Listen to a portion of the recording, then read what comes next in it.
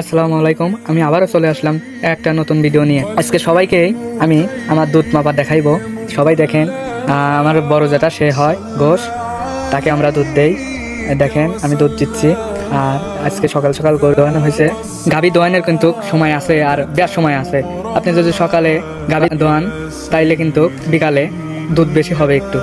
আপনি যদি বিকালে যদি গাভী দোয়ান তাইলে কিন্তু সকালে দুধ বেশি হবে। গাভী দোয়াইয়া এখন আমি খোল পানি খাওয়াচ্ছি আর কি। সব গরুই ঘাস খেয়ে পেট ভরে গেছে, কিছুটা চুমকা খাবে। আর আপনারা সবাই যার যার খামার আছে কিংবা দু একটা গরু আছে, সবাই ঘাস খাওয়াবেন বেশি বেশি করে। চুমকা যতটুকু লাগবে ততটুকু খাওয়াবেন আর কি। আপনি যদি ঘাস আর ভুসি বেশি ধরে দেন তাহলে কিন্তু দুধ একটু উন্নত হবে কিংবা বেশি হবে। আপনারা ঘাস একটু বেশি খাওয়ালে ওই দিক দিয়ে ভুসি কম লাগবে।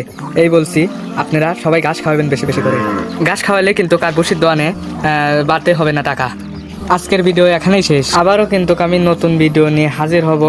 আপনারা ভালো লাগলে ইউটিউব চ্যানেলটা সাবস্ক্রাইব করে যাবেন। আসসালামু আলাইকুম, আল্লাহ হাফেজ।